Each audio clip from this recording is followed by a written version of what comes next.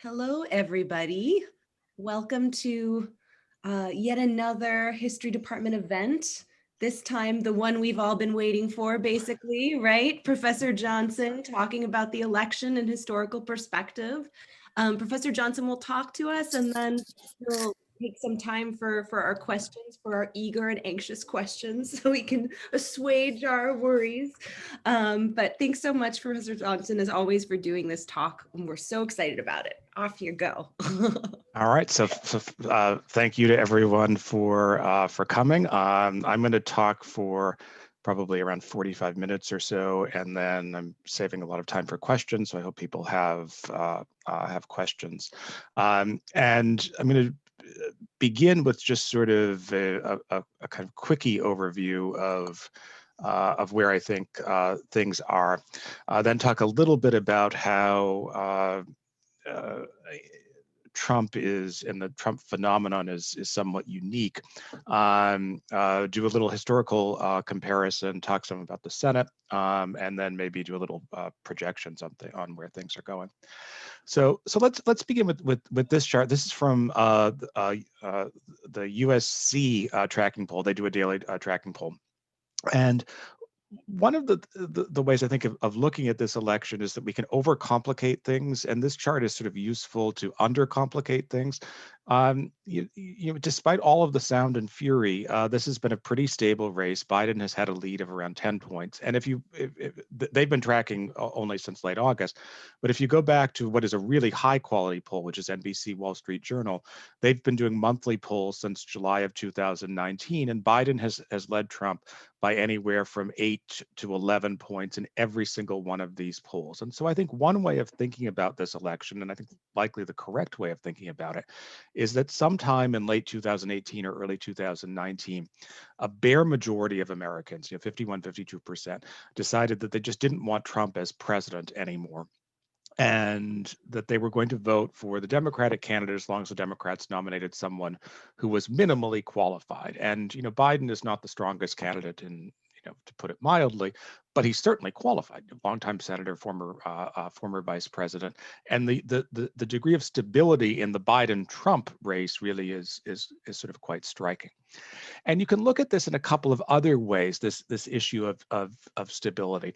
This chart is from the New York Times, which I think is the single best polling outfit now out there. They partner with Siena University, and their polling operation is coordinated by a data journalist named Nate Cohn, who, Nate Silver is the more famous of the Nates in data journalism, but I think Cohn is actually the sharper analyst.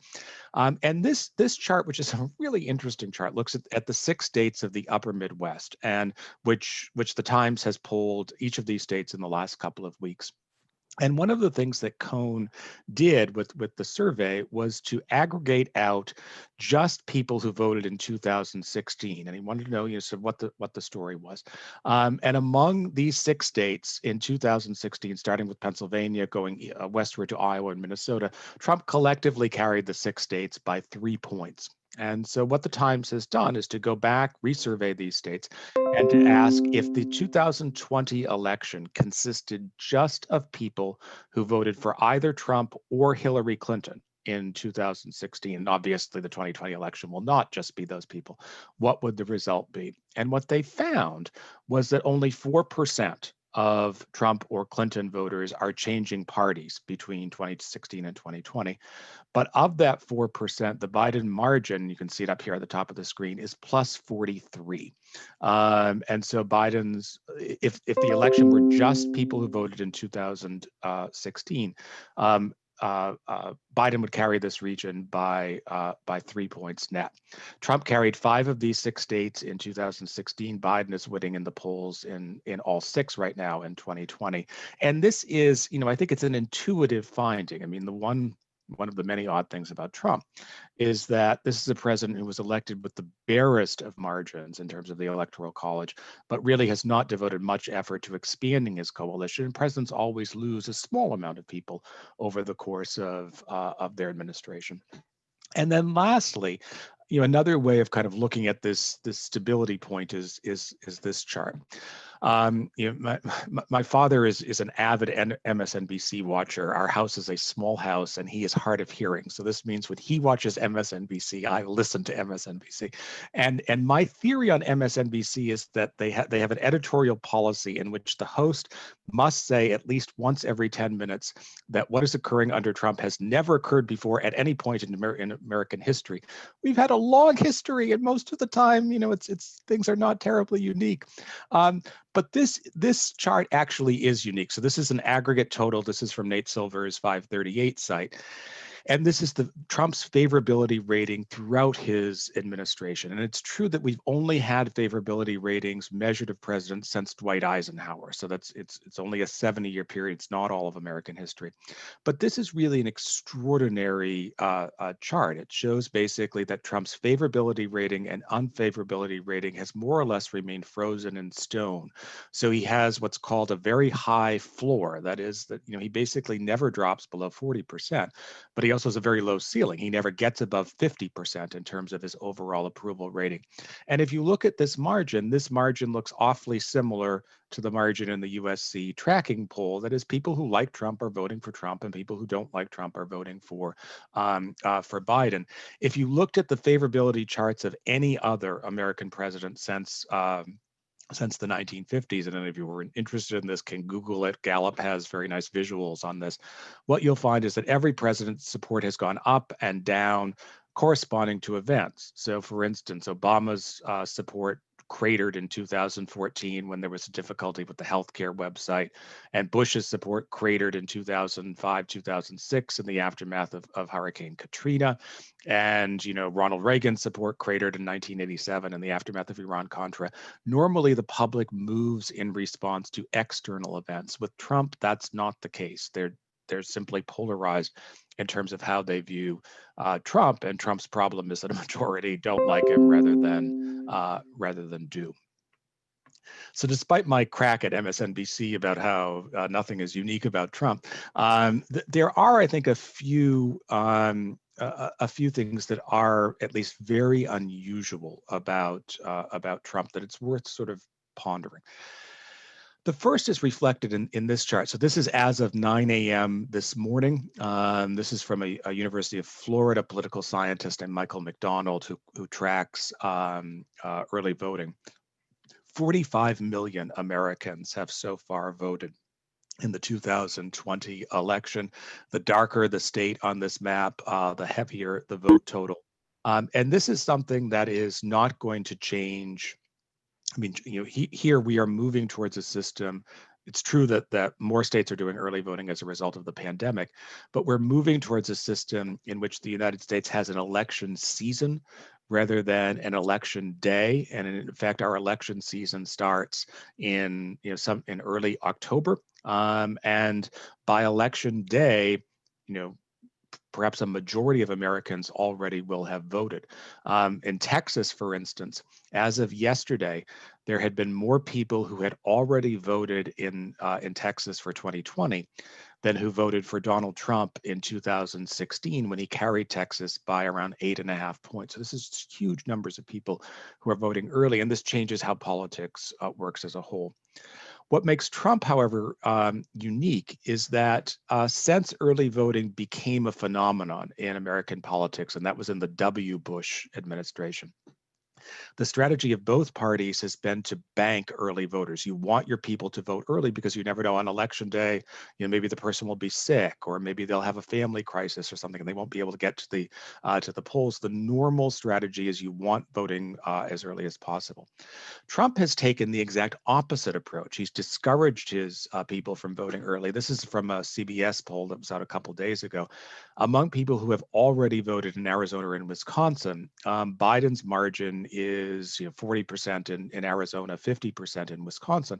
I think it will be the safest prognostication I make all day today. Biden is not going to carry Arizona by 42 points. So this is not a representative sampling. And this is something to keep in mind for election night. Normally, the early vote reports are basically representative of the final vote total. And that's because Republicans tend to vote early by mail, Democrats tend to vote early in person, and those numbers more or less cancel each other out. So in a good year for the Democrats, say 2008, there were far more early voters Democratic than Republican. 2014, a good year for the Republicans, it was vice versa. That's not what we're going to see this time around because Trump has so avidly discouraged his people from voting early, which is it's just an insane political strategy. But these early vote totals are going to be heavily for Biden. So this is one way where I think Trump is just highly unusual. A second is Trump's approach to issues and media management. Trump, if he doesn't understand much else, he does understand how to manipulate the media. And one of the ways that he understands how the modern media works is if there's a bad story out there, tweet something else, and that will distract the attention of the media. So if the New York Times does an expose on your taxes, you do a tweet condemning Prince Harry and Meghan Merkel or something, and everyone will be talking about that, and they'll ignore the taxes. And it's actually been a pretty effective strategy for Trump. But there is a flip side to this, and the flip side is that normally um, successful politicians find a way to focus attention on good political developments. They want people to focus on this. And Trump has been singularly unable to do this. And the most recent example of this is the Barrett nomination. So, most Americans are not going to closely follow the Supreme Court. They just have a general superficial knowledge. But the Barrett confirmation was something that was politically, I'll be talking about the legal effects of it a bit later on, but politically was seemingly very beneficial to Trump for a variety of reasons. First of all, you have someone he was not an Ivy League educated lawyer, but who is still brilliant. And so, there's a lot of anti-elitism within Trump. So Trump could say, I'm delivering on my promises of not turning the country over to graduates from Harvard and Yale. I'm looking to this person who went to Rhodes College in Tennessee and then Notre Dame Law School and then has taught at Notre Dame. And second, Trump has done catastrophically poorly with voters in suburbs. And really the core reason for that is that most people see him as either misogynist or racist or both. And here you have a case where he is nominating a working mother who, has a multiracial family. I mean, this is the visual here that I have on the screen, which should be in every campaign ad that the Trump people are running now, not again for the purposes of sort of legal matters, but because it's a good visual for an administration that has difficulty. And indeed, Barrett, during the confirmation process, grew significantly in popularity from 37% up to 48%. So this was the exact opposite of what we saw with Kavanaugh and Gorsuch in their confirmations, where their popularity decreased during the process. So politically, this should have been a home run for Trump. Trump has not mentioned Barrett's name in any of his public addresses since that initial day because he's been moving on to other things like this feud that he has with Dr. Fauci about Fauci throwing out the first pitch in a Washington Nationals game. So this inability to keep attention on political, I mean, Trump has had obviously lots of political failures, but his inability to keep attention on areas where he has been politically successful is highly, highly unusual, and one of the reasons why he's having so much trouble now. And then I think the last unique element about the sort of Trump campaign, one with which I think is if not a permanent change in American politics, is a longer lasting one, and is one that's going to affect politics even when there is a Biden administration. And you see it in this map. So this is the current advertising advantage in the presidential race. And if if the squigglings on this map look a little odd because they're not really state oriented in their approach, there is a reason for this. This is a map of American media markets, not of American states. And you should see really three obvious things from this map. The first is that there's a whole lot more blue than there is red. That is that Biden is dominating the advertising war. Second, that the states that are red, which are basically Georgia and eastern North Carolina, are states that a successful Republican candidate should not be advertising in 2 weeks before the election because these are basically areas that a Republican has to carry. Third, if you look at the darkest blue sections on this map, Minneapolis, St. Paul, Wisconsin, Michigan, Pennsylvania, and Florida. These are the key states that Trump carried against Clinton, with the exception of Minnesota, which was very, very close. And it's a good illustration of how the Biden people are avoiding the key mistake of the Clinton people of just sort of assuming that the upper Midwest is going to remain Democratic, so you don't really have to campaign there. But the broader ramifications here is that really for basically all of us who are in this virtual room, we have all lived in a country in which the party of big money in American politics has been the Republican Party. And it's true there have been exceptions to this. Bill Clinton in 1996, although there was an element of corruption in Clinton's fundraising approach. Barack Obama in 2008, this extraordinary level of enthusiasm. But for the most part, it's been Republicans who have been able to outspend Democrats consistently. And that's something that is changing. Frankly, it has changed. It began to change in 2016. Democrats dramatically outraised Republicans in 2018. They've continued to do so at both the congressional and the presidential level in 2020. And there are, I think, a variety of reasons for this. Partially, it's a realignment in American politics, where suburban, college-educated voters, upper middle class, people with more disposable income, have shifted very heavily to the Democratic Party. Partially, this is from the New York Times, a piece that they did a couple of days ago, which discussed Biden's success at big donors, especially in Silicon Valley, which is a new-ish industry that leans very heavily Democrat. Partially because the very, very big donors, which were traditionally Republican, the people who can write $10 or $15 million checks, as if it's us paying a $20 lunch bill now. The Sheldon Adelsons, the Koch brothers, that traditionally was a Republican group. Adelson is still spending money, but the Kochs, Foster Frees, some of these other big Republican donors are not. The big donors now are Democratic. Mike Bloomberg, Tom Steyer, George Soros. So how this will affect a Biden administration is intriguing. I mean, one of the things about Biden's policies is that he's promising that there'll be no tax increases for anyone earning under $400,000 a year. But that will mean that Biden's tax policy is going to disproportionately hit the people who are funding his campaign. And I think the one thing that the history of American politics shows over the last 70 years is that people don't give big money to political candidates under the expectation that they're going to get nothing in return. And so the path that a Biden tax program will take through Congress will be one to observe. But these, I think, are three big changes. How early voting is now conceived really as a democratic approach rather than a bipartisan approach. Trump's inability to focus on successful issues, which is really almost exclusively a Trumpian issue, and this broader issue, which is a big one, which will remain in place for several years. I think that the Democrats are now the party that has more access to more money than do the Republicans. So let's think in terms of historical analogies, and whether history might provide any help in terms of interpreting where we are now. There are 19 modern presidential elections, and modern in this context means the television era. So it starts in 1948 and continues down to the present. The vast majority of these are simply not analogous to what we're going through at all. In fact, there are only three that come close. One is 1948, incumbent populist trailing in the polls against a rather colorless technocratic challenger, wins on election day. And this, of course, was Trump's preferred model for 2020. But the reason that Truman was trailing in the polls is that in 1948, the pollsters stopped polling around 3 weeks before the election because they just assumed that Dewey was going to win.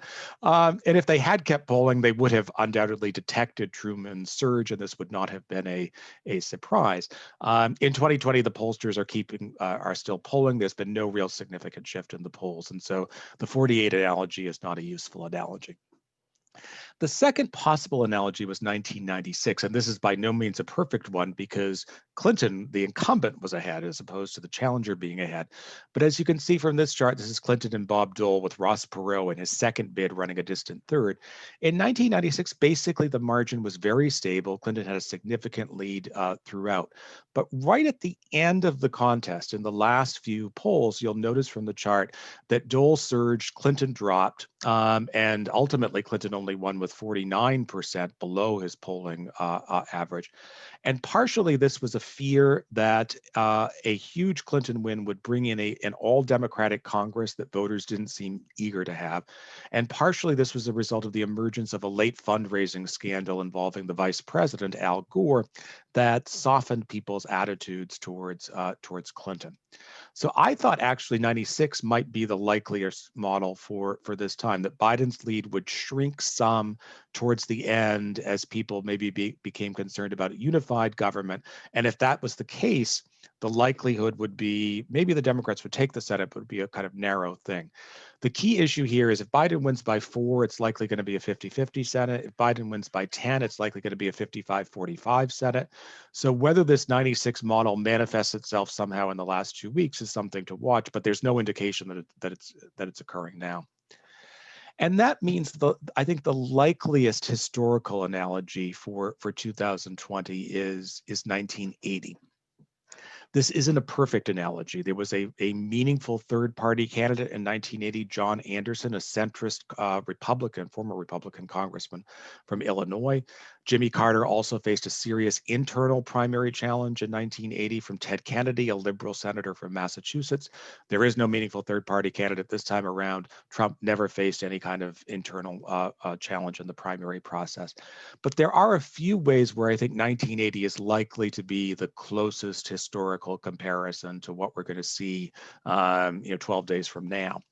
The first is that Carter and Trump you couldn't imagine two more different kinds of people in terms of personality, but there's a political similarity in that both were really outsiders to the party structure that more or less took over the party through the primary process, Carter in 1976, Trump in 2016, over the opposition of the party establishment, and never really had the loyalty of the party establishment as a result.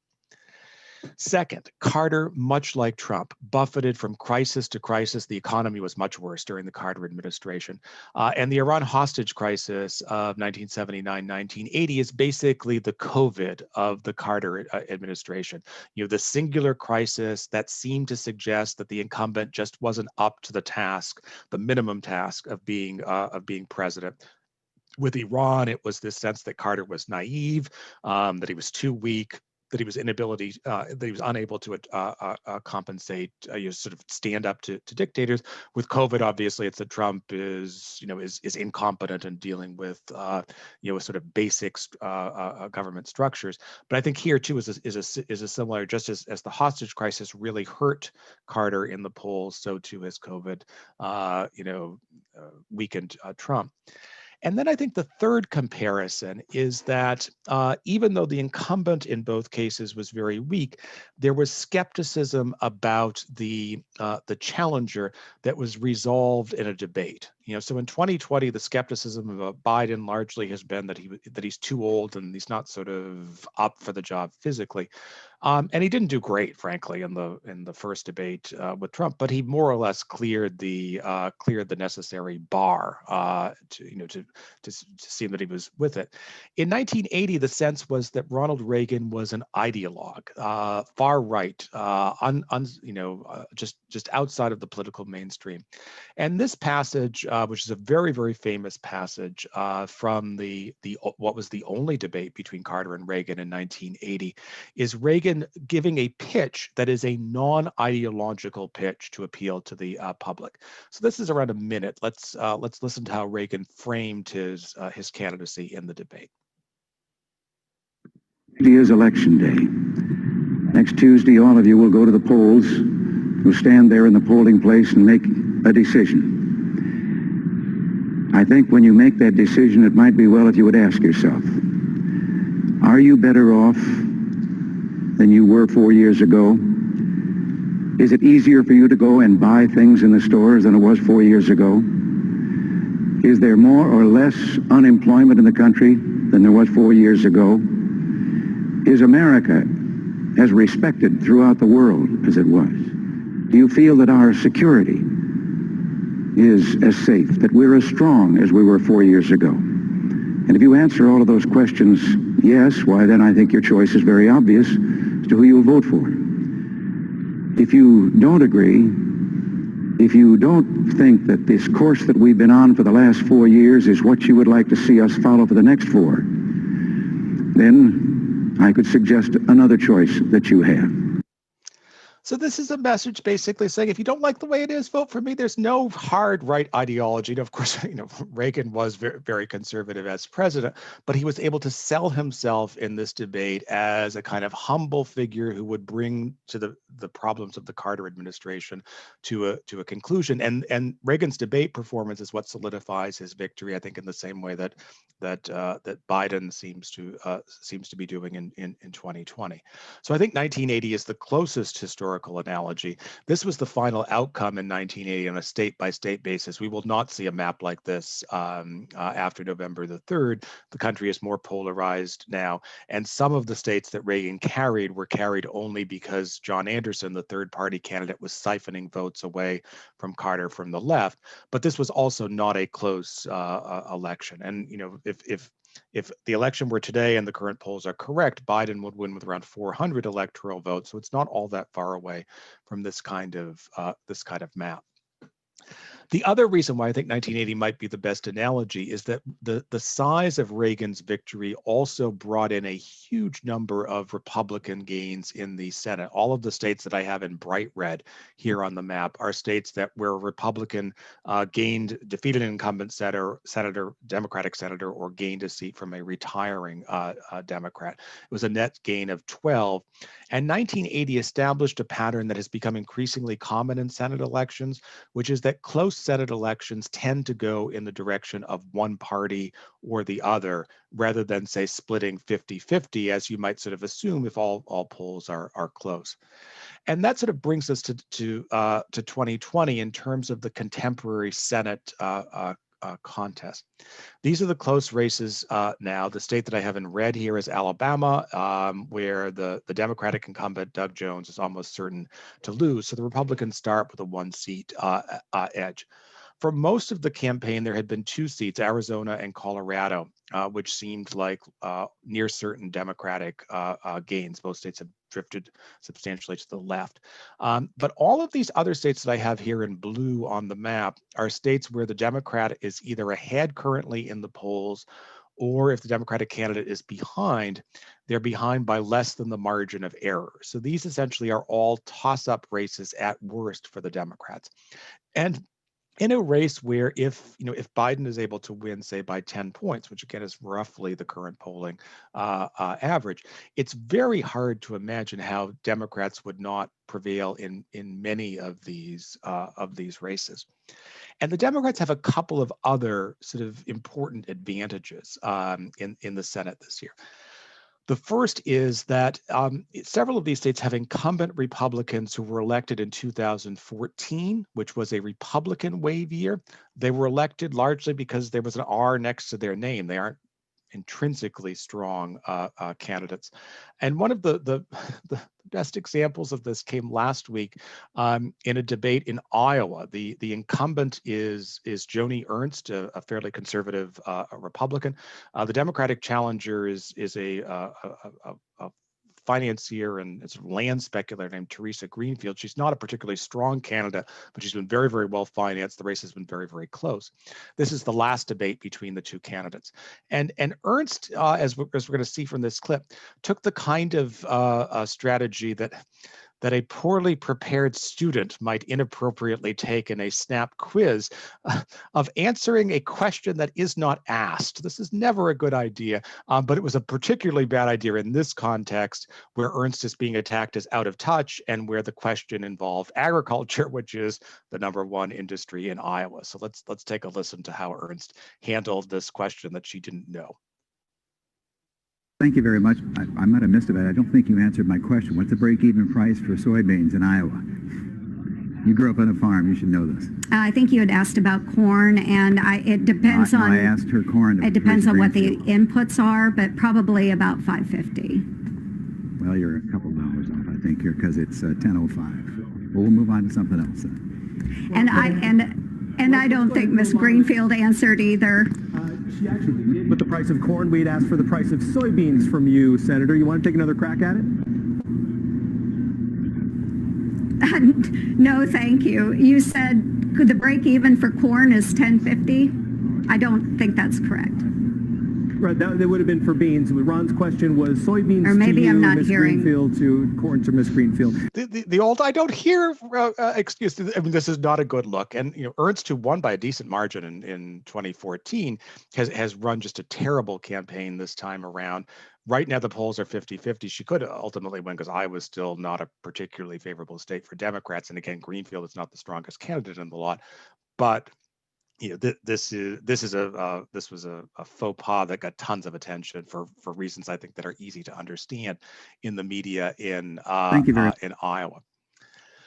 One other real advantage that Democrats have in the Senate races, fundraising advantage just matters more in congressional races than it does in presidential races because members of Congress, even senators, tend to be less well known than presidential candidates. And this is just a massive Democratic advantage. This is in the third quarter, so it's July, August, and September, but outraising Republicans by a more than 2-to-1 margin, which means that you can do unusual things. And this ad that's currently running in South Carolina is an example of how a fundraising advantage might put a Democrat over the top. The Democratic nominee is Jamie Harrison, who's the former state party chair. He's African American. The Republican incumbent is Lindsey Graham, chairman of the Judiciary Committee.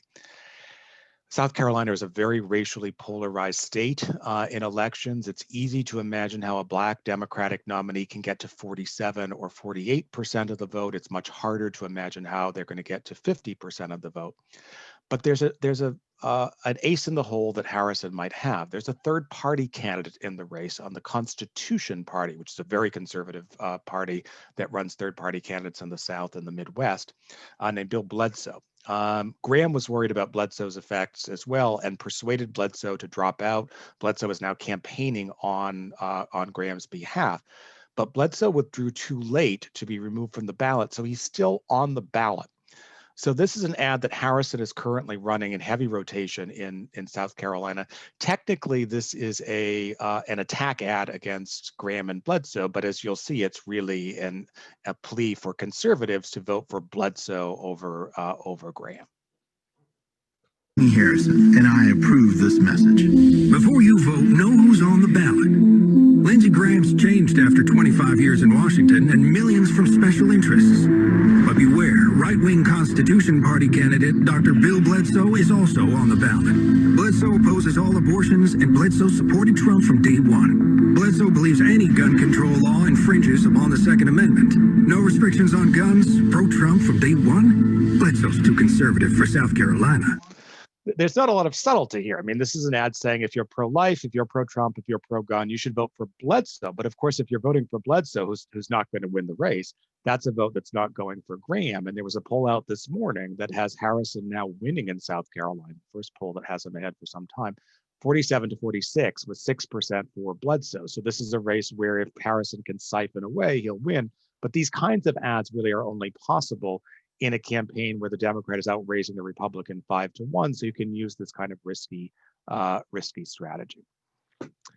All right, so 12 days from now, when we get to Election Day, how can we watch the results? This is a race that may very well, and I think likely is going to be over by 9:30 or 10. And if it's not, we're going to know that there's something way off in polling because of early voting.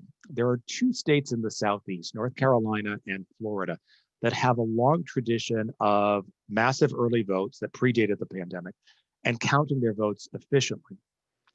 This is a report from North Carolina. It came out a couple of days ago.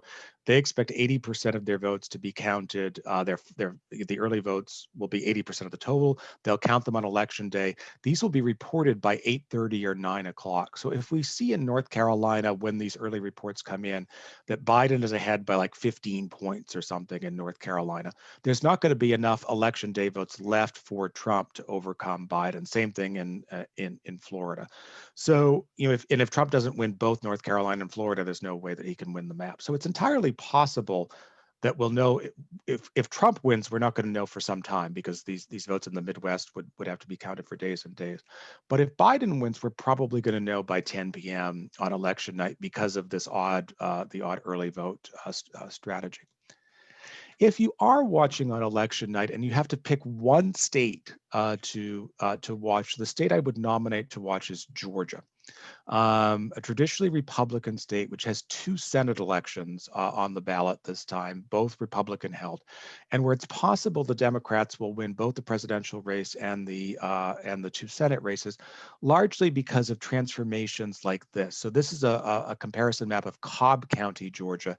This is a county just to the north of Atlanta, but all of the Atlanta suburban counties have shifted over the last 10 years. This is an area, those of you who have had my courses have encountered this term of white flight, where you had lots of white people who used to live in Atlanta who moved to the suburbs because they didn't want to live alongside Black people. And in the 70s and 80s, these collar counties of Atlanta were among the most conservative counties in the country.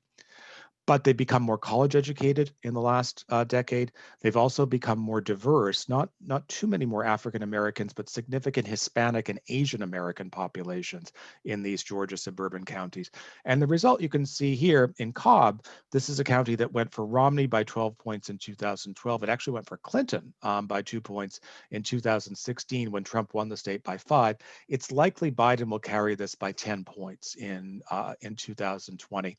And if you compare the shades between the 2012 and 2016 maps, one of the things you'll see is that even in the Republican areas of the county, so up here, say in Northwest Cobb County, the highly Republican areas became less Republican between 2012 and 2016, and that evolution has continued. And this is one reason why Biden is now very narrowly ahead in polling in Georgia. It's still basically a 50-50 race. But Biden, this is a state that easily could go to Biden as well, which Trump absolutely has to carry. And then there are 2 Senate races. The incumbent Senator David Perdue is basically in a 50-50 race. And then there is a special election caused by the senator named Johnny Isakson, who had to resign due to health reasons. And the incumbent Republican, Brian Kemp, is a rather savvy political type. He saw these maps just as well as any of us could. He recognized that the Republicans were having difficulty in suburban Atlanta, especially with college-educated women. He looked around to see who he could possibly nominate to replace Isakson, who might appeal to college-educated women, and he found the perfect college-educated woman, this person named Kelly Loeffler, who was a big Republican donor, so she could finance her own campaign, and the co-owner of the Atlanta basketball team in the Women's National Basketball Association. So someone with a conservative, but someone who seemed to have feminist credentials. And if you were trying to dream up of a Republican who could appeal to suburban women who are concerned that the party might be not sufficiently pro-feminist enough, Loeffler would be your choice. She's turned out to be just a disastrous candidate. There was an SEC investigation of her on inside trading. She was exonerated, but it was bad publicity. She's been feuding with her own basketball players over the Black Lives Matter movement, which she opposes, but the players support.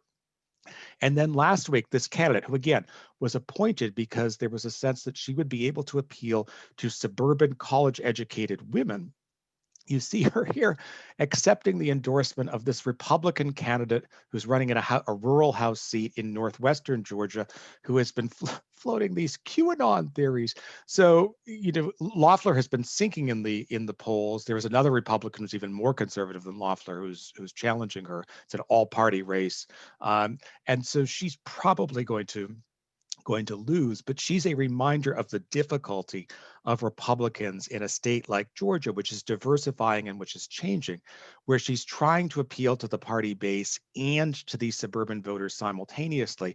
And she just hasn't been, I mean, she's a kind of caricature of an untalented politician, but even the most talented politician in the world would have difficulty appealing simultaneously to QAnon supporters and college-educated women in suburban Atlanta. This is not a coalition that easily overlaps.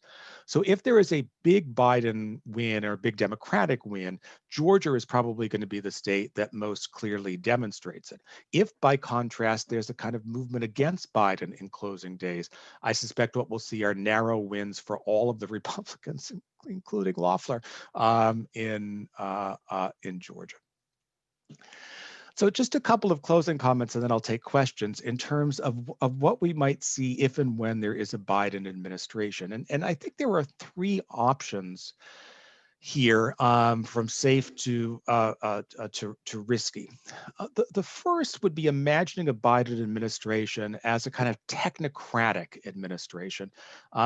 These kinds of governments are more common in parliamentary systems than in our system, but basically an administration that takes over after a crisis, tries to solve the difficulties of the crisis, and then just sort of gives way to another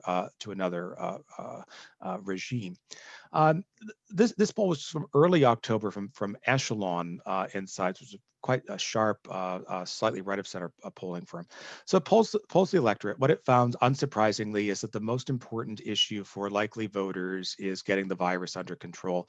But if you look at Biden voters, it's a majority of Biden voters who want the virus under control.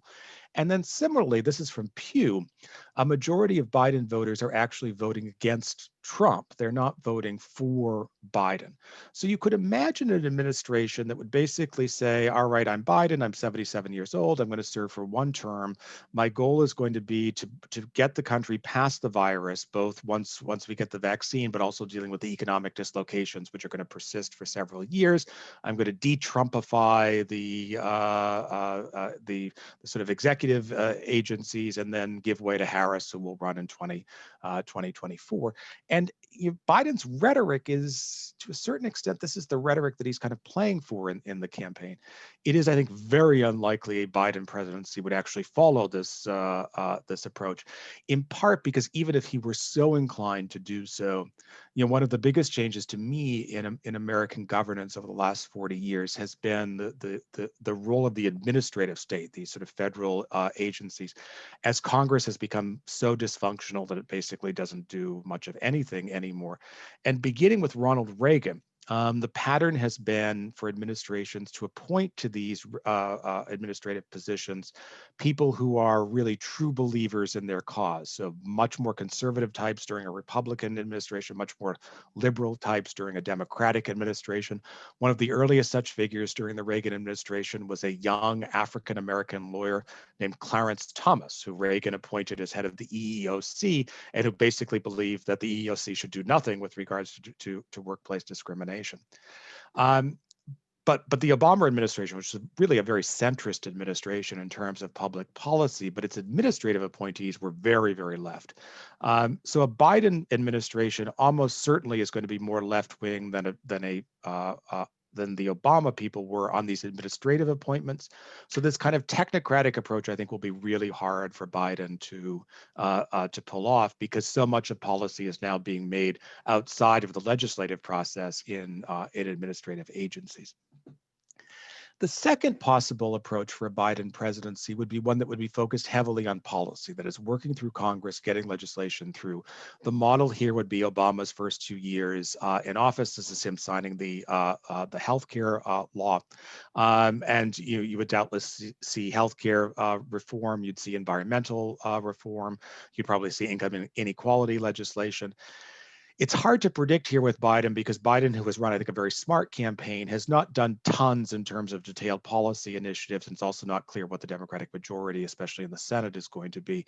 But this is the second model which is possible, which would be, Biden as a man of Congress trying to work through Congress, and who likely would be able to get legislation through, because the bottleneck that has been the Senate for the last couple of decades, the filibuster is likely to go if the Democrats retake the Senate.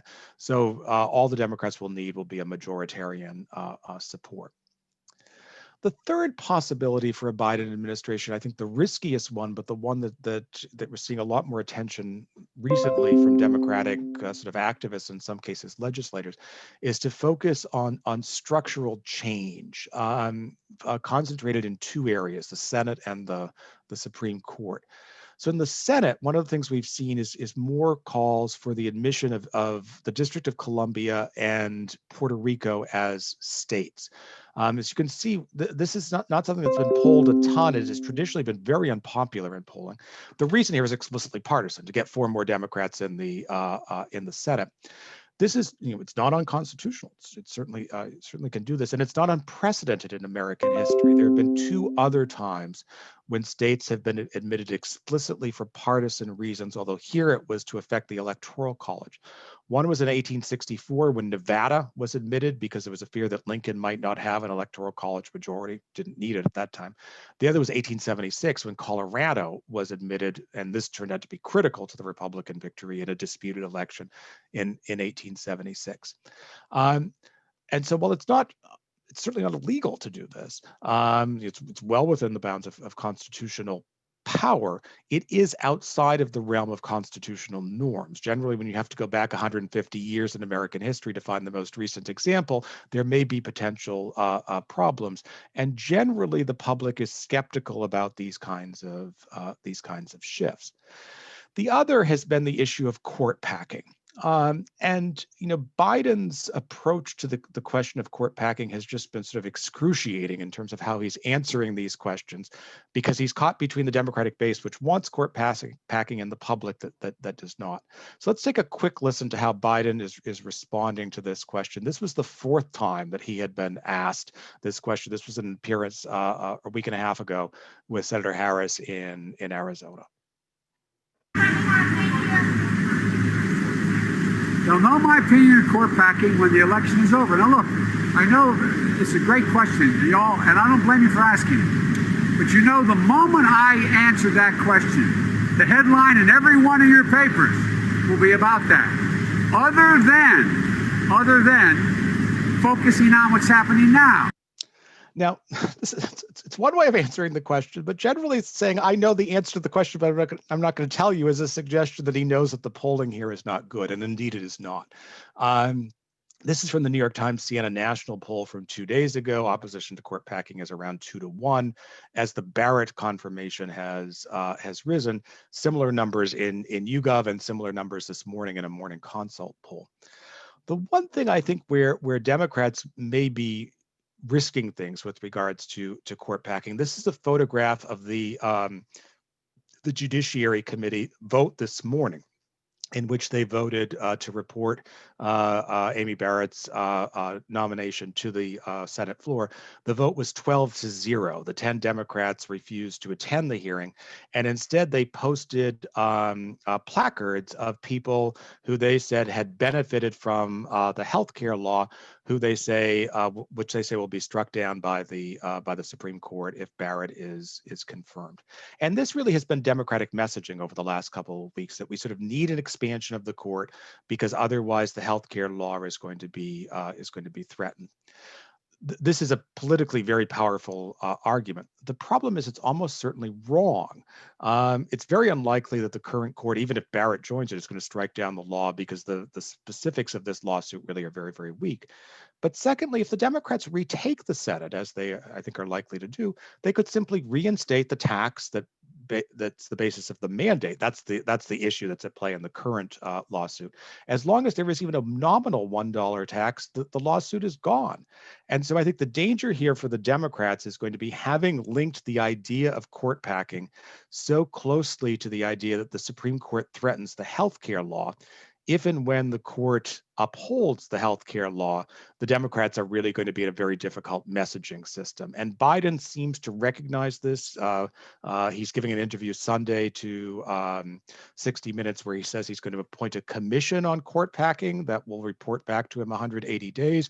Generally in Washington, if you want to delay something indefinitely, you appoint a commission and then it just sort of puts it off. But the Democratic base, I think, is really pushing for broader structural changes here. And so one of the questions for a Biden administration is how he's going to navigate the tensions that he's likely to have with more liberal Democrats who are basically saying, look, we need to go big in terms of these changes. This last section is all speculation because, of course, we don't know that Biden has yet won.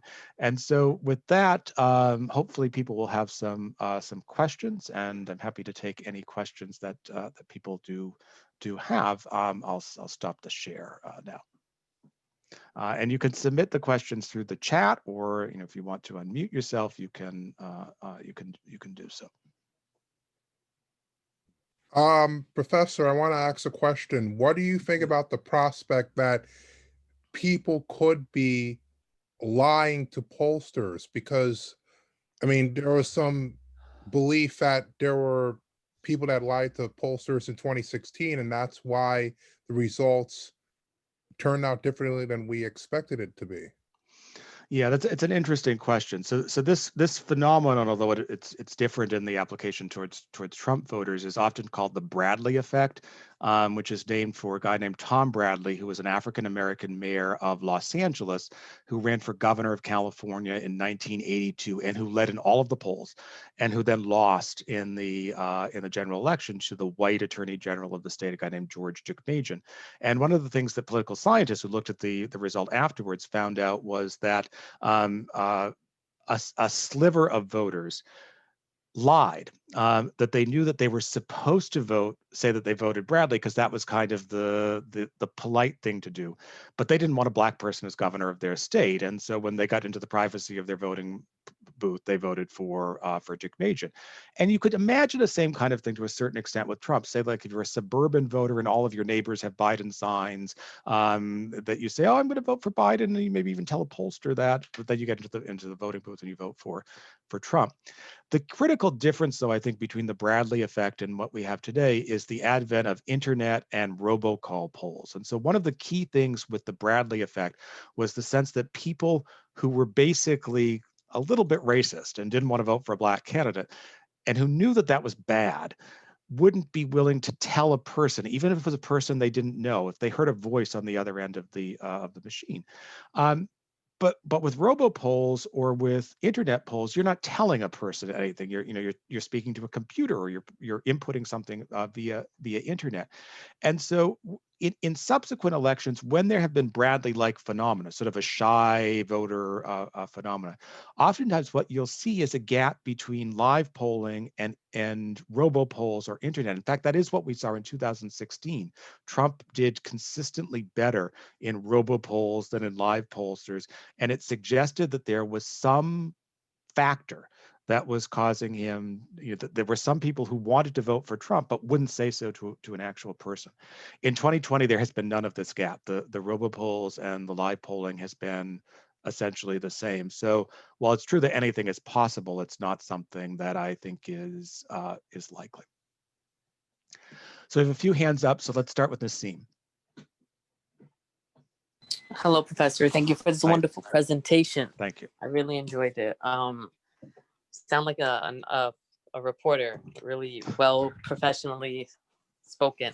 My question is, in the event, do you think we would get a tie between Biden and Trump? And well, I have two questions. And if we do get a tie, what would be the process like? And then my second question is, if the Biden and Harris ticket wins, who would take over Kamala Harris's position as senator? Like, is her seat also up for election as well?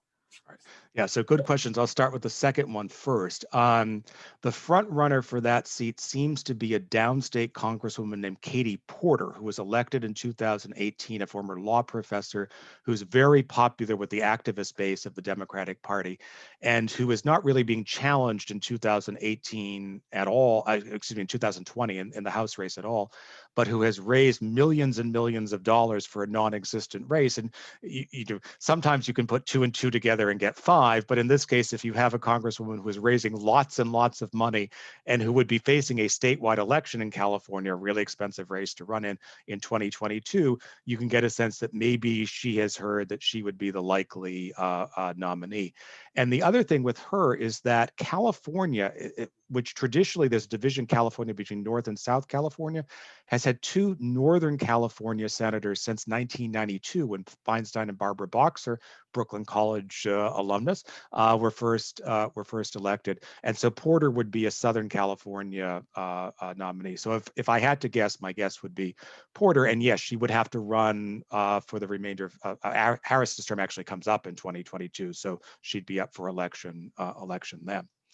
On the first question, it's a fascinating question, because if Trump had made it closer, let's say this was a 3 or 4 point margin, there actually was a plausible map in which the vote would be a 269 to 269 tie. And that plausible map would have been that Trump carried every state that he carried in 2016, except for Pennsylvania and Michigan. And that would have given him 269 electoral votes exactly, as long as he carried the second district of Maine. And if that happened, the race, under the 12th Amendment, would have gone into the House of Representatives, where we would have voted on a state-by-state basis. Each state only gets 1 vote. And if you look at House tracking money, one of the weird things that I started to see 5 or 6 weeks ago were Democrats, the National Democratic Committees, spending huge amounts of money in the Montana and Alaska House races.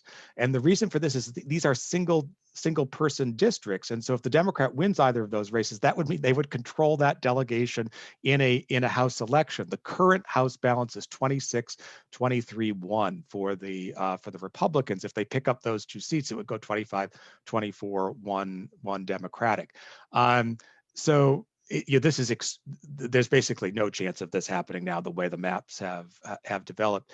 But 8 or 10 weeks ago, it wasn't ever the likeliest alternative, but it actually was a plausible one.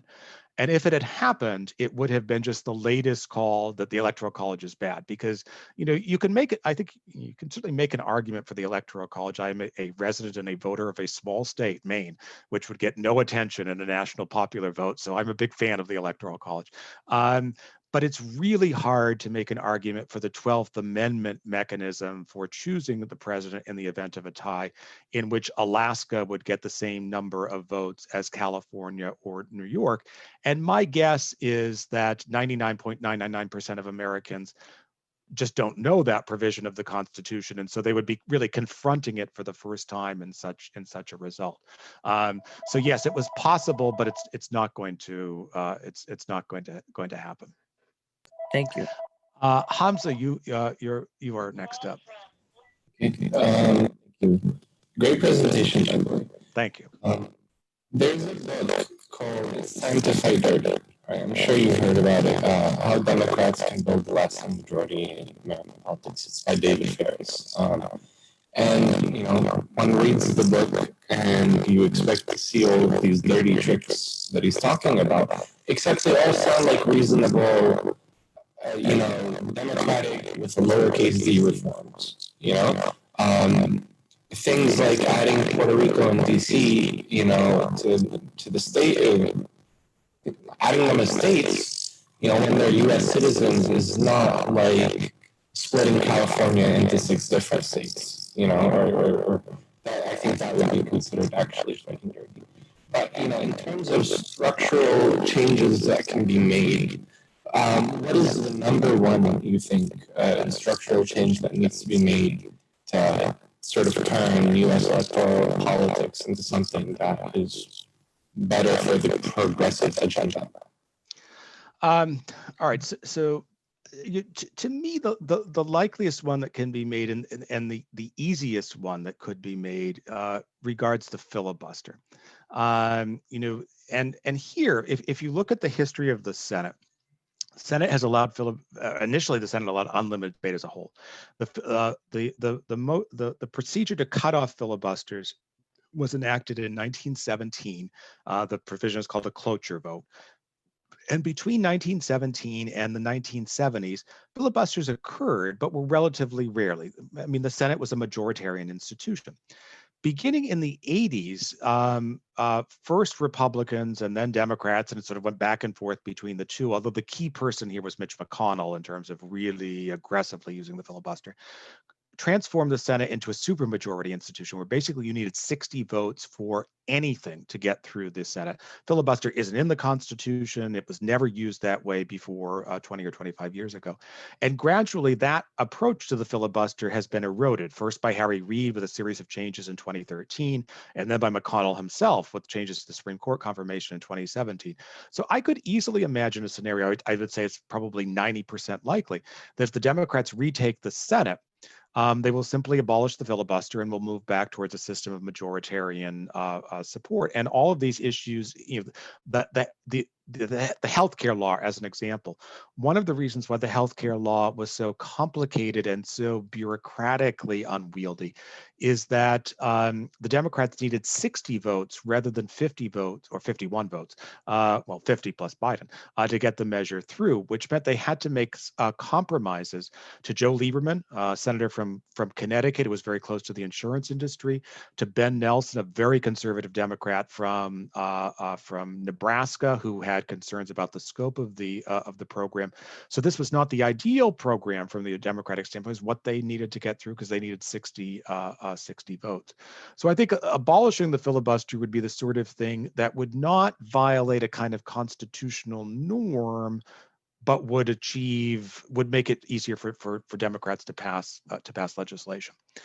With regards to statehood expansion, it's true. I mean, I think there is certainly a moral argument for DC statehood, although it does get into complications with the Constitution, because then the question would be, what, technically under the Constitution, then this rump DC would still have 3 electoral votes, and so the president could vote for himself and get 3 electoral votes.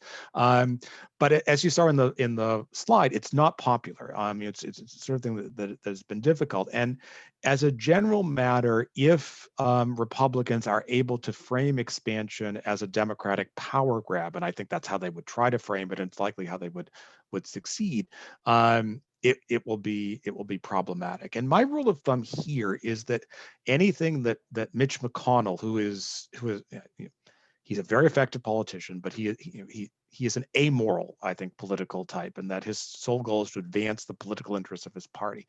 And if McConnell hasn't tried it, it's probably there's a danger here. And even McConnell didn't try expanding states or expanding the seats on the Supreme Court. The one other thing that I think we may see, this commission idea that I mentioned that Biden floated, would be an attempt not to pack the Supreme Court, but to pack the lower federal courts. So if you recall Harry Reid in 2013 changed filibuster rules, and one of the things he did in that was to keep the filibuster for Supreme Court nominations, but remove the filibuster for lower court nominations and cabinet nominations. I could see the Democrats trying that, and it would be significant because it would shift the federal courts well to the left, and it would probably be less likely to trigger a political backlash than would adding seats to the Supreme Court. Alexander, you had your hand up. Yes, hi, Professor. Again, great Hi. speech, great talk. Thank you. What was the key thing that got you to, I guess, look at the Reagan campaign as a similarity for how Joe Biden's campaign could function? Because I see it now that you've brought it up, but that is obviously a far cry from where most people would instantly go when comparing campaigns. So how did you come to that, if you will? Right. Well, I think a couple of points. The first is, and this was a big thing in 2016, where you saw a lot of political commentary saying, well, Trump has an unprecedented deficit, 5 days before the election or whatever it was. And while this was true, it was also a reminder that we just had very few elections in the modern era. And so unprecedented in a sample size of 18 really doesn't tell you much of anything. So we're not dealing with a perfect sample size. But I think that the key thing here was less Reagan himself than the Trump-Carter comparison. And I think, again, you have to set aside ideology here, and you obviously have to set aside personality, because Carter is a very nice man. I mean, even people who disagree with Carter say that. But both Carter and Trump, I think, are people who seem to be overmatched as president, and who didn't have firm political loyalty among the party establishment. The Reagan-Biden comparison is not a precise one. I mean, Reagan did run on a kind of firm ideological mandate. I mean, you had a clear sense of what Reagan was going to do as president, where I don't think any of us really have that with regards to Biden.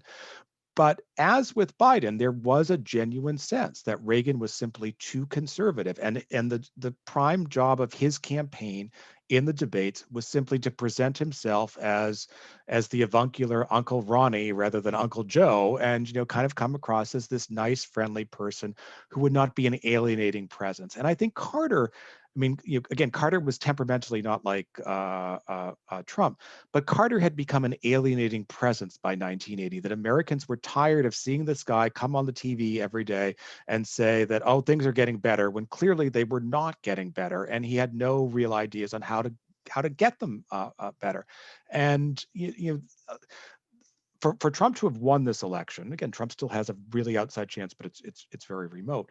He needed to make this a referendum election. He basically needed to say, you might not like me, but Biden is going to be worse, and so vote for me as the safer choice. And that's what Carter needed to do in 1980. And in both instances, they failed. And 1980 was really a referendum election on Carter. And the only reason that Reagan didn't win by more is that there was this third party candidate siphoning votes away. So if you were a centrist Republican in 1980 and you didn't want Carter, but you thought Reagan was sort of a right-wing nut, you could vote for John Anderson. There isn't that third party choice now, so these people would likely be voting for Biden. But yeah, I think it's the closest comparison. The other thing that I think is relevant is that 1980 is a rare presidential election that also triggered Senate sweeps. And if I had to guess, although this is not a confident prediction, my guess is the Democrats are going to pick up 8 or 9 seats in the Senate in this contest. And if that's the case, then I'm right that 1980 is the model. If I'm wrong, then really it is 96, where there is this kind of late sense. And I'm in Maine, and so we've been just sort of flooded in that. So this is Susan Collins against Sarah Gideon, and it's been striking the last couple of weeks where Collins's advertising has changed almost completely to make a sense that even however you vote for president, you should vote for me because I will stand up for Maine and I will represent Maine interests instead of following the party line. So what she's basically saying is, look, I'll be a check on a Biden administration in my approach. And that's the closing message for lots of Republican Senate candidates, but I'm not sure if that's going to be a very effective message, because again, Biden is seen as sort of non-threatening.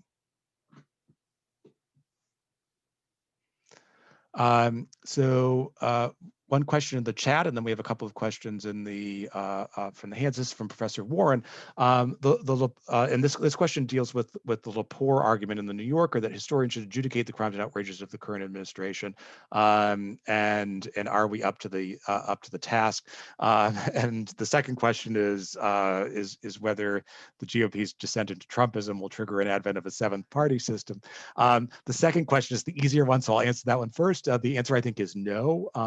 I think that what we're going to see is a Trumpier policy, a Trumpier party from the Republicans in the aftermath of the election, because people like Collins, who are more moderate, are the ones who are not going to prevail. And I think we've become such a polarized country now that even though Democrats the day after the election are probably going to be really confident, oh, we have this great win and we have the Senate back and all, blah blah blah. the Democrats are one bad recession away from the Republicans coming back. I mean, we have become a real, it's such a polarized country where, and the political scientists call this phenomenon negative polarization, where people are really voting against something else. The incentives for Republicans to change are going to be minimal. With regards to Lepore, I mean, a Truth and Reconciliation Commission is a terrible idea because that sets a precedent that, the next Republican president is going to use against a Democrat. I mean, I think, one of the smartest things that Barack Obama did with regards to the Bush administration, even though, legally you could make an argument that there should have been an investigation of potential war crimes by Bush administration office holders. What Obama recognized is that such an investigation would be so tearing to the political fabric that it would consume his administration as well. As to whether historians are up to the task, I would say almost certainly not. It's and those of you who know my writings in other areas know that I am always extremely cautious about the profession as a profession overtly involving itself in sort of strict partisan politics, because I think especially for those of us like all of us who are at public institutions, we are reliant on the appropriations from Republican as well as Democratic legislators, and we obviously have to be truthful to our beliefs. But I think we also want to avoid situations in which we're kind of needlessly injecting ourselves. So, Professor Lepore is welcome to adjudicate the crimes and outrages of the administration as she sees fit, but this would be one that I would pass on, and I think the profession should as well. Kiara had a question. Hi, Professor. Hello. You did just talk about the third party candidate. So Kanye is still running on certain ballots. Do you see him siphoning a lot of votes away from Biden? Yeah, this is an excellent question. So if you remember that map that I showed at the chart from the New York Times CNN map of how voters had changed in the upper Midwest from Democrats to Republicans, they did a second map which looked at how people who had voted third party in 2016 had moved. And what they found is that these people too had moved heavily towards Biden. So to have the best chance of winning, what Trump needed was an election in which the Libertarians, the Greens, and Mr. West were all these kind of viable third-party candidates, siphoning votes away from people who didn't like Trump, but who really didn't think Biden was up to the job either. Maybe they thought Biden was too conservative, or maybe they thought he would tax too much, or I think sort of Kanye voters, to the extent there are Kanye voters, your polling shows that younger African-American voters are very unenthusiastic about Biden, and that's a constituency that could have gone for Kanye.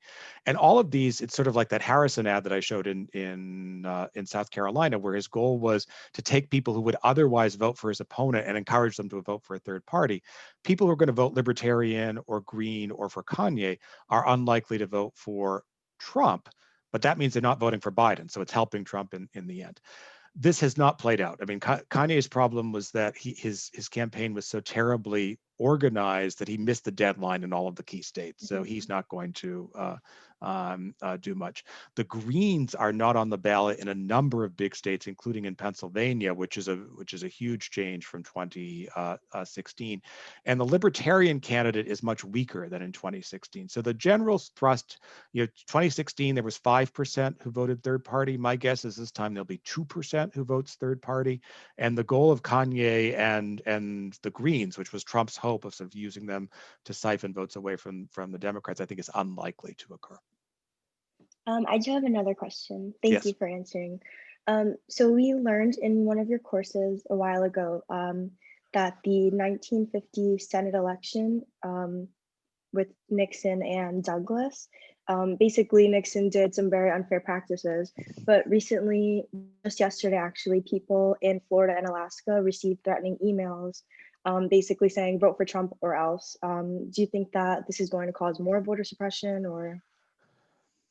Yeah, that's an interesting question. The answer is we just don't know. So the report last night is that these threatening emails came from a hack orchestrated by the Iranians and the Russians.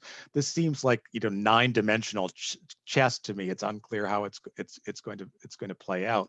One of the ironies to me is that the pandemic, I think, actually minimizes the threat of voter intimidation. The classic fear of voter intimidation in American politics is a situation where you have these white racists standing outside of a predominantly African American polling place, carrying guns, and, you know, discouraging average voters from coming in to vote. In a system where the majority of Americans are likely going to vote by mail or vote early, not on election day, there's the intimidation problem is dramatically less. Will these emails have an effect? I suspect not, in large part because, I mean, this was an unprecedented announcement last night, bipartisan. It was the Democrat and Republican co-chairs of the Senate Intelligence Committee, plus the director of the FBI, who's not a Trump fan. Trump has said he wants to fire him, making this. So I think that they acted quickly enough that the sort of poisonous effects from the emails likely would be dissipated. But this issue of voter intimidation remains. It's, you know, it's I mean, there's, as you know, from our classes, I mean, there's a long tradition of this in American history, and, you know, it's the sort of thing where we're always going to see. The biggest manifestation of this, actually, that I've seen so far in this, came from the Republican Party in California, which set up drop boxes for votes for people who are voting early next to the actual drop boxes. And so the encouragement was to get people to put their ballots in the wrong drop box, which then presumably would get thrown out. That's voter suppression, you know, by any definition of the term. And eventually the Democrats went to court and got them to stop. So these ideas are all sort of out there. Nassim and then Stanley. I mean, I'm just listening to our conversation and I'm just reflecting on, you know, times of COVID and everything. And I just feel like we have so much more in common than what separates us at the end of the day. And so one of the things that I feel like might resolve some of these polar parties are third parties, because it has some sort of nuance and specificity to it. For instance, the working class party. Like, why is it that the working class party and other third parties, like, why can we not have those parties be in the rise, and instead of it just always being Democratic or Republican, because clearly this is not a system that's working for us. Right. So this is an interesting question. And, you know, part of the reason for this, to be blunt, is an electoral college oriented system where, you know, first past the post gets all of the votes. So, you know, think back to the strongest third party candidacy of the last 50 years, which was Ross Perot's in 1992. Perot was for a time leading in 1992. He wound up getting 19% of the popular vote. So it's clear that there were lots of Americans, God forbid, who wanted Ross Perot as their president. He spoke to an important constituency in the public. But if you were voting for Perot in 1992, you were throwing your vote away because he didn't have a chance of winning any state, so he wasn't going to have any political power. Now, the way around that has, or at least a potential way around that, has been the development of this phenomenon called ranked choice voting, which we currently use now in Maine, and which is on the ballot this year to be used in Massachusetts. And in ranked choice voting, all of the candidates from all of the parties are put on the ballot, and then the votes are reallocated as we move along. So let's say you have a race between a Republican, a Democrat, and the Green Party. And the Republican gets 25% and the Democrat gets 40% and the Green gets 35%. Then after that, there's a second ballot where the Republicans' votes are reallocated to the Greens and to the Democrats, and the winner gets over 50% wins. That's the system that has long been used in Australia, and it's actually worked fairly well. And there's a pretty vibrant third and even fourth party system in Australia, because you're not punished in such a system if you're voting third party. But as long as we have an electoral college system where all of the electoral votes go to the winner in a particular state, if you're voting for a third party candidate, whether it's, you know, Dr. Bledsoe and the Constitution Party in South Carolina, or, you know, Working Families in New York, you're voting for a candidate who is not going to win the state, and so your influence is diluted in the system. Stanley.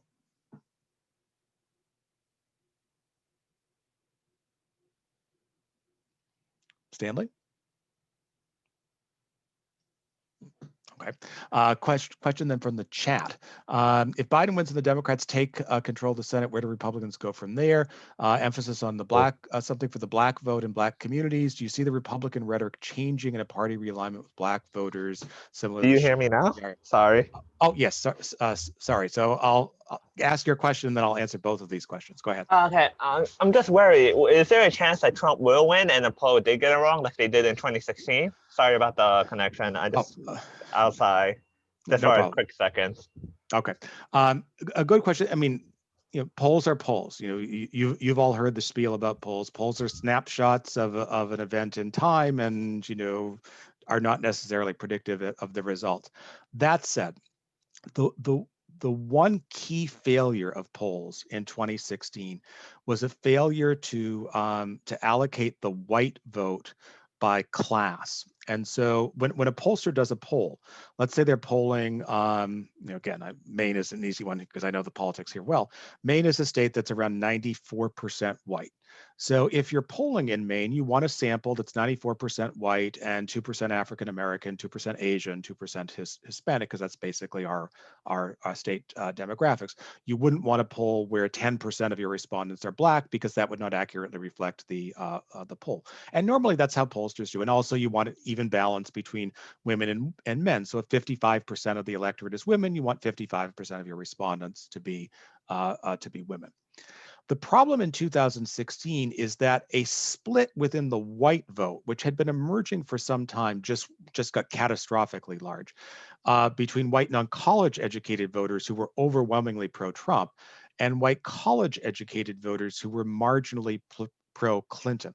And what happened in polls in 2016 is that white college educated voters answered their telephones disproportionately as opposed to white non-college educated voters. So this hypothetical Maine poll, once they got their 94% of white voters, they didn't care if maybe 60% of them came from white college educated voters, even though only 30% of our state consists of white college educated voters. So that's why the polls that missed, which were these polls in the upper Midwest, were so off. But Professor, can I add just briefly to that?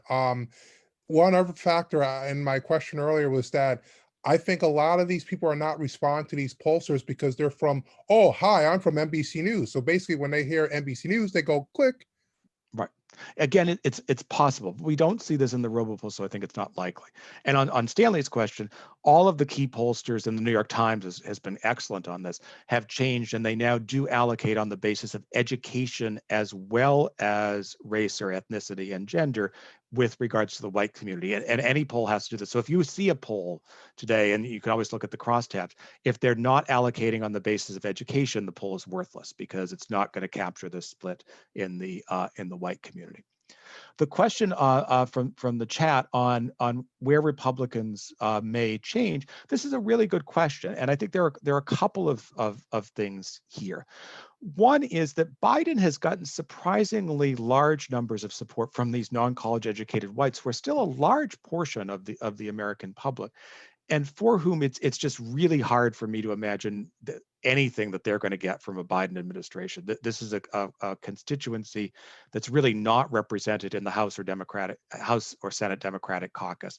And so it's entirely possible we will see white non-college voters shift very heavily back towards Republicans down the road.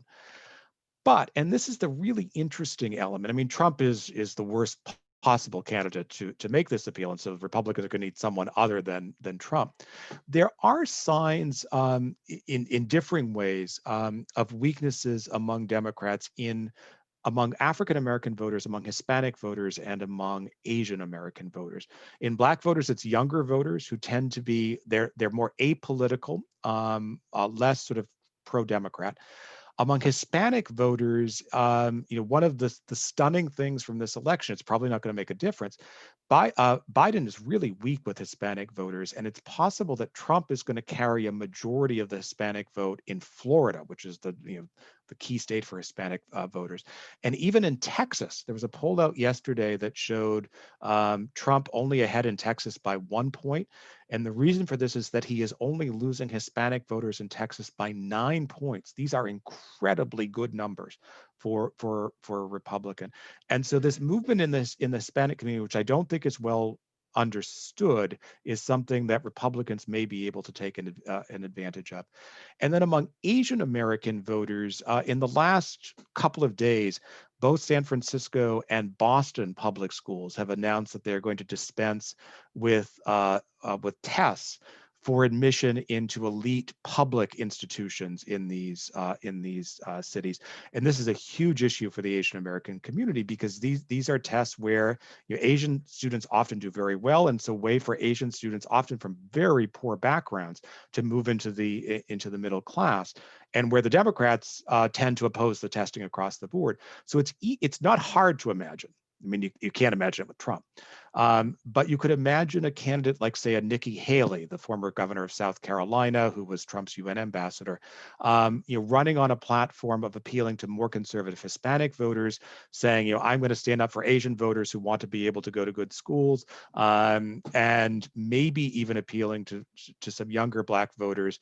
But I think that's much less likely. The minority voters that I think are ones to watch over the next decade or so are Hispanic and Asian American voters. And we don't think a lot about Asian American voters in terms of a national political discourse, because they're underrepresented in both the House and the Senate.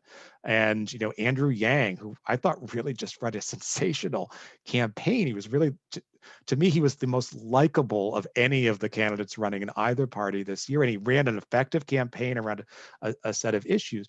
But we've never really seen a viable Asian American candidate running. But Asian American voters are increasingly important in swing states, especially in the Southeast, in North Carolina, South Carolina, Georgia, and Florida. And there is going to be an election, I suspect, sometime relatively soon, where we will see Asian American voters playing a pretty significant role. And if Republicans can appeal to these sorts of voters, and not just East Asian voters, but South Asian voters, who are really interesting demographic bloc, and there are arguments that Republicans can make to them, that may be a path back towards Republicans. But obviously, Trump is not a person who can easily make those kinds of appeals. All right, can I ask another question? All right. Let's just say the president loses in 12 days. And let's say he loses that night. Let's say there's no disputes about who's going to win, no 2000 Florida. We know that night that he loses. Does in 2024, does the party continue in that direction, that populist direction, or do they snap back to a Haley? I think they're almost certain to continue in the populist direction. And the reason for this is that the Republican electorate for 2024 is going to be different than the electorate in 2016. So if you go back to 2016, there were some Republicans who voted for John Kasich. Remember him, the Ohio governor? Almost all of these people are now Democrats. They've sort of moved over to the Democratic Party, which means they're out of the Republican coalition in 2024. So the Republican electorate in 2024 may be smaller, but it's going to be more open to sort of a conservative populist candidate. So if I had to pick one candidate who, and this is very early days, and anything can happen in 4 years, it would be someone like Josh Hawley, the Republican senator from Minnesota, from Missouri, who's very, very smart. So he's unlike Trump in that he can talk about policy intelligently, but is really clever at appealing to in a kind of right-wing populist way. He uses social media, I think, more effectively than any Republican member of the Senate. He got into a nice battle a couple of months ago the NBA over the fact that the NBA in the bubble season was allowing the players to wear names on their back that would be pro Black Lives Matter, but not pro Hong Kong protesters. And this is a message that it resonates very well in the Republican base. So I would say someone like Hawley rather than Haley as sort of where the Republicans are moving towards. If they were smart, they would nominate Haley. I mean, I think Haley would be a kind of candidate that would be very difficult for any Democrat to beat, because she could run, first of all, as an Asian American, and so it would be a historic candidacy. But secondly, because of her handling of the takedown of the Confederate flag in South Carolina, she's someone who could run as a figure who credibly stood up to racists in her own party and in her own state at some political cost. I mean, it turns out there wasn't any political cost, but it was not apparent at the time that she did. And she's arguably the only person who's worked for Trump and did so in a way that advanced her career rather than kind of weakened it. I mean, she did really well as a UN ambassador. So she would be, I think, the strongest Republican candidate on paper. But I would bet more on a Hawley type or a Tom Cotton type, the Republican senator from Arkansas, who also is very populist in orientation. Hawley, however, depending on the state of the economy, Hawley would be a formidable opponent for Democrats. I mean, he beat Claire McCaskill easily in 2018 in a race that was polling relatively close. Of course, the other alternative is that the 2024 Republican nominating race will come down to a fierce battle between Donald Jr. and Ivanka Trump as to who can inherit the Trump mantle. It's clearly that one or both of them are interested in running. So it's not the thing that we can put behind us. But if in fact there is Andrew's hypothetical of a significant election night defeat, I think that's going to be hard for someone from the Trump family to rehabilitate themselves. Parties don't like losers. That's putting it bluntly, but that's the way it is. Professor Johnson, it's 2:00 or 2:03. There's one more question in the chat from Milton. Do you have a second to answer that? Yes. Let me look at. Okay. All right. So at the end of the day, the president has some control over business and market regulation. Therefore, the president has some influence in the market. Those who invest in 401k are doing well under Trump administration. How do you feel about this? Is there truth behind? Absolutely, there's truth behind it. There's obviously a tremendous amount of debate as to how much power an individual president has over the economy. But politically, it doesn't matter. If the economy is doing well, it benefits the incumbent president. If the economy is doing poorly, it hurts. So go back to 2009, Obama's standing dropped in public opinion polls in 2009 because the economy was doing poorly. But that was Bush's fault. Obama couldn't have changed anything in 2009, but it didn't matter. He was in charge.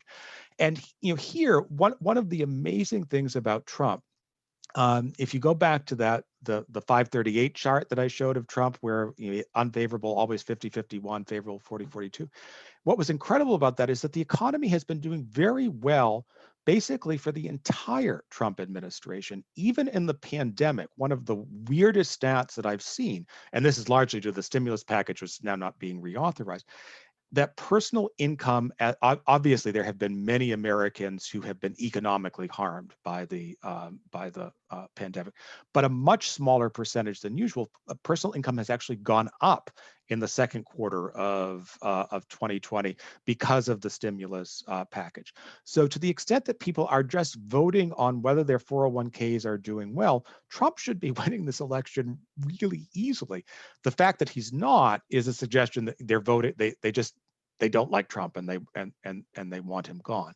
Now, moving ahead, I do think this is a real issue for a Biden administration, because Biden has, to me, just incredibly foolishly campaigned on this, and he's been absolute about this promise. That they had an exchange with the Washington Post fact checker a week ago on this issue, that there will be no tax increases for anyone earning under $400,000 a year. Now, I realize that many of you on this call are not subject to this because your earnings are $700,000 or $800,000 a year. But for those of us who are not part of this, there's an element where we can be reassured, we're not going to face taxes. But if you look at what Biden is proposing, this is, he's proposing a stimulus package. There's going to be some kind of Green New Deal. It's a huge amount of money that he's going to be spending. You can't get there from here with a tax increase that's just applying to people 400,000 or above. Or if you do, you're going to do it in such a way that is going to affect people's 401ks because it's going to cut into profit margins in businesses. And so one of the questions in a Biden administration is whether these people who have donated huge sums of money to Biden in 2020, often for the first time, a lot of these people were Republican donors in the past, are going to recoil if in fact their 401ks are negatively affected. And the answer to that is we don't know. I mean, are they going to vote primarily on pocketbook issues, or are they going to vote primarily on social issues? But that will be something that I think we all have to watch. It's a prescient question, I think, in that regard. Cool. Just one last question. Andrew, I feel like we need to let Professor Johnson go, but I'll leave it up to Professor Johnson. All right, Andrew, you have 25 seconds to ask your question. Okay, the effect of the unrest over the summer, and what if you didn't have the pandemic but the unrest? If you didn't have the pandemic, but you did have the unrest, I suspect this would be a very close race right now. That one of the things that we've seen with the unrest is that there was an initial surge in support for Black Lives Matter and for the idea of civil rights more broadly. But that support has dissipated over the last couple of months, and especially in the upper Midwest, if you look at state polling, and the state pollsters there have asked on this question, Black Lives Matter is now underwater in support in Minneapolis, in Minnesota, in Wisconsin, and Michigan. Some of you may have seen in the news today, a group of homeowners in Minneapolis is suing the city of Minneapolis because the police are no longer protecting their neighborhood. So they're saying so this is not an issue that would have worked well. It might not have been enough because Biden's campaign was, I'll bring unity and this sort of thing, but it would not have been an advantage to the Democrats. The pandemic, I think, really froze into place the Biden Trump position, especially because, with almost everything else in his presidency, Trump could spin a narrative where he was a successful president, even if that involved some really creative interpretation of facts. There's just no way you can spin the pandemic as a victory for the Trump administration. It's as if Trump's goal here was to make the wrong policy choice every single time in a kind of mad political science experiment of how can a country handle a pandemic in the worst possible way that it could. And so it's true that the pandemic hasn't made Trump's standing any worse, but it's made it impossible for him to sort of get back on Biden. The one final thing I'll raise, we all saw that clip, kind of cringeworthy clip of Biden on court packing. What Trump was counting on was that Biden, who is a gaffe machine and has been for his entire career, would be out there on the campaign trail and be making all kinds of gaffes that Trump could then exploit on social media. And one of the effects of the pandemic is that Biden has, for reasons that are wholly understandable, basically stopped campaigning. I mean, because it's not safe to campaign in the current environment. But that has denied Trump an opportunity to exploit any Biden gaps. So I suspect the Floyd protests occur, but no pandemic, maybe a 5-point Biden lead rather than 10. And if that were the case, we all would be talking about what happens if there's a slight polling error, as there was in 2016. Awesome. Well, Professor Johnson, everyone is singing your praises in the chat. Thank you. Thank you all for coming. Thank you so much for your time and for your insights. And everyone, if you want to share, you want to send this presentation to all of your friends and family to inspire them to vote, you can definitely do that because it will be on our YouTube channel, on the History Department YouTube channel. But thanks again. And the last thing I want to say is that the History Department has no events until November 12th, when our Passion Committee stuff starts up again. So stay tuned for those events, but until then, do vote.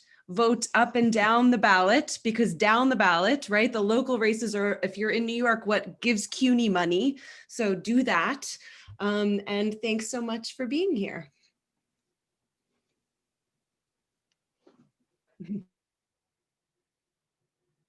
Thanks, guys.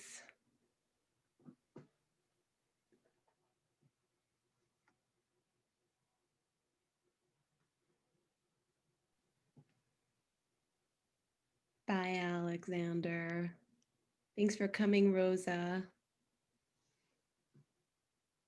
Bye, David. All right. Rosa or Danny, do you guys have questions for Professor Johnson?